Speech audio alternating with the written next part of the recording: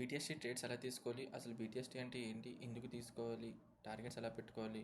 ఎక్కడ సెటప్స్ ఏంటి? అనేది మెన్షన్ చేస్తాను ఈ వీడియోలో. మెయిన్‌గా నేను బీటీఎస్టీకి పెద్దగా ఎంకరేజ్ చేయను. బట్ అయినా సరే చాలామంది ఇంట్రెస్టెడ్‌గా ఉంటారు బీటీఎస్టీలో. అదొక విధంగా పాజిటివ్ కూడానా, నెగెటివ్ కూడానా. అది న్యూస్ మీద ఇంపాక్ట్ కూడా ఉంటుంది. సో, పెద్దగా గ్యాప్ అప్ అవుతుందని, గ్యాప్ డౌన్ ఓపెన్ అవుతుందని, తక్కువ డబ్బులు పెడితే డైరెక్ట్‌గా పొద్దున్న ఓపెనింగ్‌లోనే మనం ప్రాఫిట్ సంపాదించవచ్చు. డే మొత్తం కూర్చోవసరం లేదు. ఇంత టైం ఇన్వెస్ట్ అవసరం లేదని చెప్పేసి బీటీఎస్టీకి ఎక్కువ శాతం ఎంకరేజ్ చేస్తారు.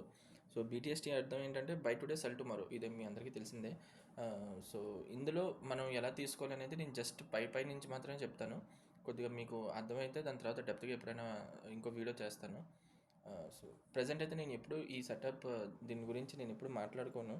అలాగే ఇది నేను ఫాలో కూడా చేయను, ఎందుకు ఎక్కువ ఇంట్రెస్ట్ లేను కాబట్టి. బట్ చాలామంది బీటీఎస్టీ కోసం ఏదైనా సెటప్ ఉంటే చెప్పండి అని చెప్తున్నారు కాబట్టి చెప్తున్నాను. మీరు లైక్ ఒక క్యాండిల్లో నేను ఒక క్యాండిల్ మార్క్ చేసి పర్టికులర్గా ఏ క్యాండిల్లోనైనా ఏదైతే బాడీ మెన్షన్ చేసి ఉంటుందో, లైక్ ఇప్పుడు ఎగ్జాంపుల్ మీకు ఒక క్యాండిల్ చూపిస్తాను.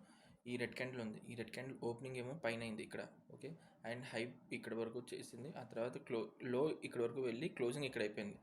సో ఈ విక్ అనేది ఏదైతే ఉందో, ఈ విక్ అంటారు, షాడో అంటారు, టైల్ అంటారు, ఒక్కొక్కరు ఒక్కొక్క టెక్నికల్ వర్డ్స్ యూస్ చేస్తారు. బట్ క్యాండిల్కి ఏదైతే విక్ ఉంటుందో ఆ విక్ని, ఆ షాడో, ఈ విక్ ఏదైతే ఉంటుందో అది జస్ట్ లిక్విడిటీని స్వీప్ చేయడానికి, అంటే స్టాప్ లాస్ హిట్ చేయడానికి మాత్రమే యూస్ చేస్తారని చెప్పేసి ఒక రూల్స్ ఉన్నాయి ఒక కోర్స్ ప్రకారం. అయితే అందులో మెన్షన్ చేసేది ఏంటంటే, ఏదైతే బాడీ ఓపెనింగ్ నుంచి క్లోజింగ్ వరకు ఉంటుందో అందులో మాత్రమే వాల్యూమ్ ఉంటుందని, మిగతా టైల్స్లో అండ్ షాడోలో విక్ ఏదైతే ఉంటుందో అది జస్ట్ స్టాప్ లాస్ హంటింగ్కి, అంటే లిక్విడిటీ గ్రాప్ చేయడానికి మాత్రమే యూజ్ అవుతుందని చెప్పేసి అన్నారు.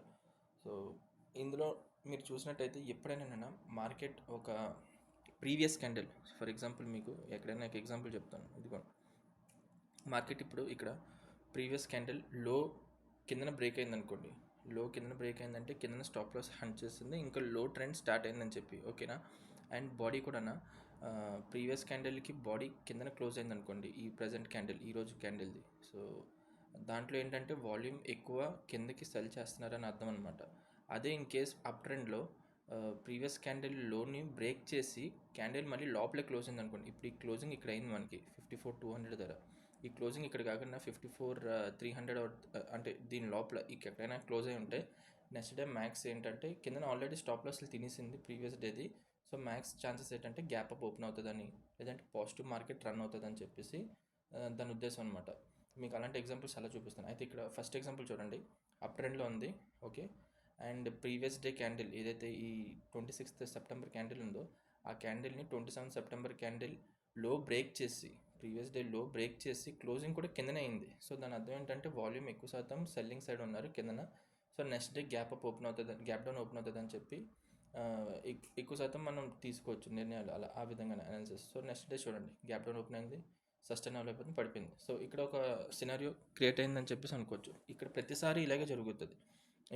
దాని ముందు క్యాండిల్ కూడా చూడండి, ఇది ఇన్సైడ్ క్యాండిల్, అంటే ఇది 100% వర్క్ అవుతుందని మాత్రం చెప్పట్లేదు, ఎక్కువ శాతం వర్క్ అయ్యే ఛాన్సెస్ ఉన్నాయి. సో దాని ప్రకారం నేను సెటప్ మాత్రం చెప్తున్నాను. డెప్త్గా ఇది అసలు ఎక్కడ యూస్ చేయాలి ఏంటనేది అది మీరే తెలుసుకోవాలి. అప్ ట్రెండ్స్లోన, డౌన్ ట్రెండ్లోని, ఇవన్నీ మీరే అప్ ట్రెండ్స్లో మనం ఎప్పుడు ఉన్నప్పుడు ప్రీవియస్ క్యాండిల్ లో స్వీప్ చేసేటట్టు, బ్రేక్ చేసేటట్టు, స్వీప్ చేసి లోపల క్లోజింగ్ అయ్యేటట్టు ఉండాలి, ఓకే. అండ్ డౌన్ ట్రెండ్లో లో బ్రేక్ చేసి కిందన, ఆర్ ఎల్స్ హై బ్రేక్ చేసి కిందన క్లోజ్ అయ్యేటట్టు చూసుకుంటే అది ఇంకా ప్లస్ పాయింట్ అనమాట మనకి గ్యాప్ డౌన్ ఓపెన్ అవడానికి. ఇక్కడ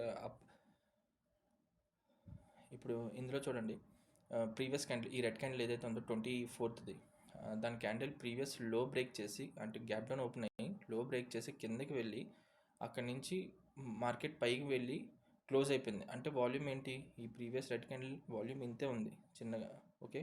దానికంటన్నా ప్రీవియస్ క్యాండిల్ కిందన బ్రేక్ చేసిన తర్వాత కూడా మార్కెట్ పైకి వెళ్ళి క్లోజ్ అయింది. అంటే ప్రీవియస్ క్యాండిల్ వాల్యూమ్ కంటన్నా పైకి వెళ్ళి క్లోజ్ అయింది ఇక్కడ వరకు ఉంది. సో వాల్యూమ్ ఇక్కడ నుంచి ఇక్కడ వరకు ఉంది, ప్రీవియస్ క్యాండిల్ బ్రేక్ చేసి పైకి వెళ్ళింది.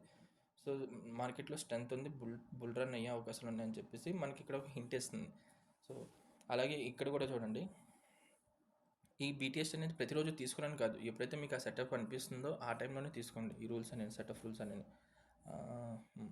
అలాగే ఇప్పుడు ఈ ప్రీవియస్ డే ఇక్కడ మీరు ట్రేడ్ తీసుకోలేకపోతే నెక్స్ట్ డే ట్రేడ్ ఇక్కడ మనం ఈ ప్రీవియస్ మార్కెట్ అంతా వదిలేయండి. ఇప్పుడు ప్రజెంట్ మనం ఇక్కడ ఉన్నాం 30th సెప్టెంబర్న.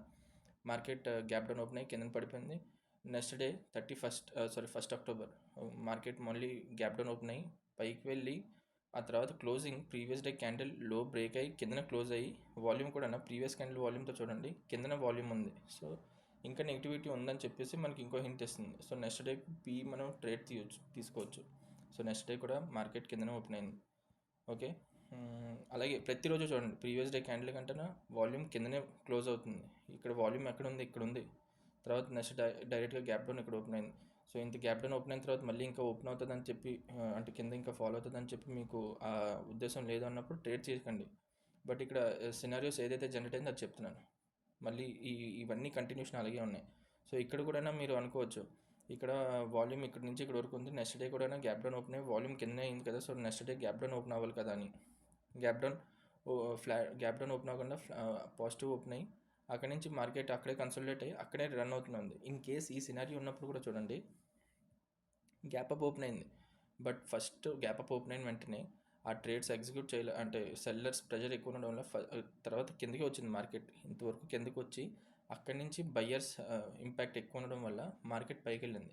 సో మ్యాక్స్ ఎప్పుడూని ఇందులో మీరు తప్పైనా ఫస్ట్ స్టాప్ లాస్ హిట్ అవ్వకుండా వాళ్ళు ట్రేడ్స్ ఎగ్జిక్యూట్ చేసుకోవడానికి, అంటే సెల్లింగ్ చేసేటోళ్ళు వాళ్ళు కాంట్రాక్ట్స్ అన్ని సెల్ చేయడానికి ఫస్ట్ కిందకే తీసుకొస్తారు ఎప్పుడని. సో గ్యాప్ అంతా కవర్ చేసి అక్కడి నుంచి రన్ చేస్తారు. ఇలాగే ప్రతి ఎగ్జాంపుల్స్ మీరు చెక్ చేయండి, ప్రతి దగ్గర అలాగే ఉంటుంది. బట్ అది కొన్ని స్టేజెస్లో మ్యాక్స్ వర్క్ చేయదని చెప్పాను కదా, అది ఎప్పుడు ఏంటి అనేది మీరే చూసుకోవాలి. ఇక్కడ ఎందుకు ఎగ్జాంపుల్ చూడండి, ఈ candle 24th October green candle ఉంది. నెక్స్ట్ డే క్యాండిల్ అంటే వాల్యూమ్ కూడా 23rd దానికంటే పైన ఉంది. So next day gap up open అవ్వాలి కదా, ఎందుకు ఓపెన్ అవ్వలేదంటే ఇంకా పెండింగ్ కాంట్రాక్ట్స్ ఉన్నాయి కిందన. అది ఈ పర్టికులర్ హయ్యర్ టైం ఫ్రేమ్. ఇప్పుడు మీకు అప్ ట్రెండ్ డౌన్ ట్రెండ్ గురించి మెన్షన్ చేసినప్పుడు మనం ఆర్డర్ బ్లాక్స్ ఎక్కడ ఉన్నాయి ఇవన్నీ మెన్షన్ చేసి చాలాసార్లు వీడియోలో కూడా మెన్షన్ చేశాను కదా.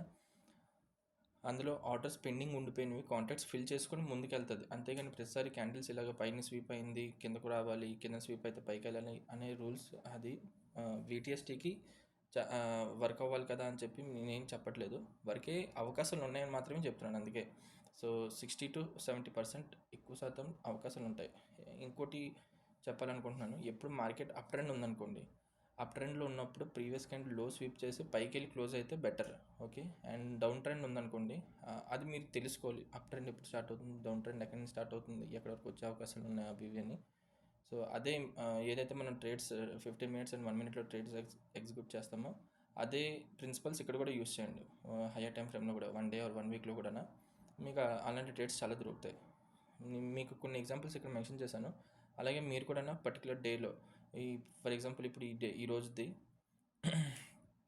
గ్యాప్ అప్ ఓపెన్ అయిపోయి పైన ఈ ప్రీవియస్ క్యాండిల్ ఏదైతే ఉందో దాన్ని హైన్ అంతా స్వీప్ చేసి కిందకు వచ్చి క్లోజింగ్ అయింది. బట్ వాల్యూమ్ చూస్తే ప్రీవియస్ క్యాండిల్ వాల్యూమ్ ఇక్కడ నుంచి ఇక్కడ వరకు ఉంది. అంటే ఏదైతే క్లోజింగ్ అండ్ ఓపెనింగ్ ఉందో దాంట్లో వాల్యూమ్ ఉన్నట్టయితే, అండ్ ఇక్కడ క్లోజింగ్ అండ్ ఓపెనింగ్ పైన ఉంది.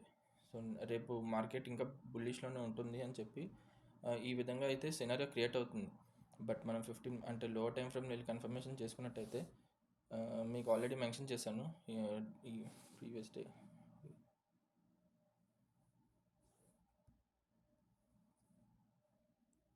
ఇందులో నెట్ లేకపోవడం వల్ల కాంటాక్ట్ అవ్వలేదు.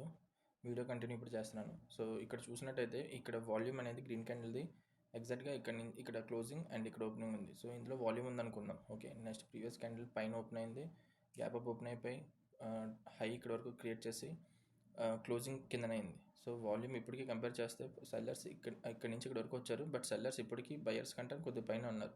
ఓకే, సో రేపు గ్యాప్ అప్ ఇప్పటికీ బుల్లిష్ ట్రెండ్ ఉంది. ఇన్ కేస్ ఫ్లాట్ ఓపెనింగ్ అయినా ఇక్కడ నుంచి పైకి వెళ్తుందని చెప్పి అనుకుంటున్నాం. ఓకే, BTST రూల్ ప్రకారం అయితే. అదే మనం 15 minutesలో ట్రేడ్స్ చూసినట్టయితే మనం రెగ్యులర్గా ఇంటర్డేలో ఏదైతే చేస్తాం దాంట్లో చూసినట్టయితే ఆల్రెడీ ట్రేడ్స్లో ఎగ్జిక్యూట్ చెప్పాను కూడా వీడియోలో. ప్రీవియస్ డే ఏదైతే ఉంటుందో అక్కడ gap up or gap down అయిపోయిన తర్వాత ఇక్కడ ఏదైతే లాస్ట్ సెల్లింగ్ చేస్తుంటారో వాళ్ళ కాంట్రాక్ట్స్ ఇంకా ఫిల్ అవ్వలేదు. సో ఈ పర్టికులర్గా నేను ఈ బ్లాక్ పెట్టుకుంటున్నాను ఇక్కడ ఫిల్ చేయడానికి వస్తుందని చెప్పి. ఇక్కడ నుంచి ఉన్నప్పుడే అనుకుంటూనే ఉన్నాం 50,700 నుంచి ఆల్మోస్ట్ 300 points ఇక్కడ వరకు ఈ రోజుకే వచ్చింది. సో రేపు ఎలాగా holiday market, next day morning open అయిన తర్వాత మార్కెట్ ఇక్కడున్న ఆర్డర్ బ్లాక్స్లో ట్యాప్ అయ్యి ఇక్కడ నుంచి బుల్ రన్ కంటిన్యూ అవ్వచ్చు అని చెప్పి నేను అనుకుంటున్నాను. ఈవెన్ ఇది గ్యాప్ అప్ ఓపెన్ అయినా ఇక్కడ ఉన్న ఆర్డర్స్ ఆల్రెడీ ఫిల్ అయిపోయి అనుకుందాం. 15 మినిట్స్లో ఆల్రెడీ మ్యాక్స్ ఫిల్ అయిపోయి ఇంకేం లేదు. నేను అనుకోవడం ఏంటంటే ఇక్కడ నుంచి మార్కెట్ గ్యాప్ అప్ అయినా ఓపెన్ అయిపోయి పైకి వెళ్ళిపోద్ది, ఎందుకంటే ఆల్రెడీ ఆర్డర్స్ ఇక్కడ ఫిల్ అయిపోయింది. ఇన్ కేస్ ఫ్లాట్ ఓపెనింగ్ అయినా ఇక్కడ నుంచి ఇంకా మార్కెట్ బుల్ రన్నే కంటిన్యూ అవ్వాలి అని ఎక్స్పెక్ట్ చేస్తున్నాను. ఇన్ కేస్ వరస్ట్ కేస్లో ఈ ఆర్డర్ బ్లాక్ బ్రేక్ అయిపోయింది అనుకోండి, ఇక్కడైతే నాకు ఎటువంటి పెండింగ్ ఆర్డర్స్ ఏం కనిపించట్లేదు. ఇక్కడ నుంచి మళ్ళీ పైకి తీసుకెళ్ళి అంత పొటెన్షియల్ ఉందని చెప్పేసి. సో ఆ సినారియోలో ఏంటంటే ఆల్రెడీ ట్రెండ్ మనకి higher time frame 15 and 1 hour ఏదైతే ట్రెండ్ కంటిన్యూ అవుతుందో, బీరిష్ ట్రెండ్ ఏదైతే కంటిన్యూ అవుతుందో అదే కంటిన్యూ అవుతుంది. ఈ లోవర్లోని మనం బ్రేక్ చేసి కిందన ఇంకో హయ్యర్లో లోవర్ హై క్రియేట్ అవుతుంది. ఇదే జరగవచ్చు. సో బీటీఎస్టీ రూల్ ప్రకారం అయితే మ్యాక్స్ ఛాన్సెస్ ఏంటంటే ఇక్కడ నుంచి మార్కెట్ పైకి కంటిన్యూ అవుతుంది, ఎందుకంటే వాల్యూమ్ అనేది ప్రీవియస్ డే కంటే పైనే ఉంది. మీరు 1 డేలో చూసినట్టయితే, సో ఇక్కడ చూసిన పైనే ఉంది. కాబట్టి నేనైతే బుల్ రన్ ఇంకా బుల్స్ ఇక్కడ నుంచి ఇంకా యాక్టివ్లోనే ఉన్నారని చెప్పి అనుకుంటున్నాను. సో ఎక్స్పెక్ట్ చేసేది బుల్ రన్ కంటిన్యూ అవుతుందని చెప్పి. సో నెక్స్ట్ 21st చూద్దాం ఏమవుతుందని చెప్పి. బట్ ఇది బీటీఎస్టీ తీసుకునే విధానం. మీరు కూడా ఒకసారి ట్రై చేసి ఫీడ్బ్యాక్ ఎలా ఉందో ఒకసారి చెప్పండి కామెంట్ రూపంలో.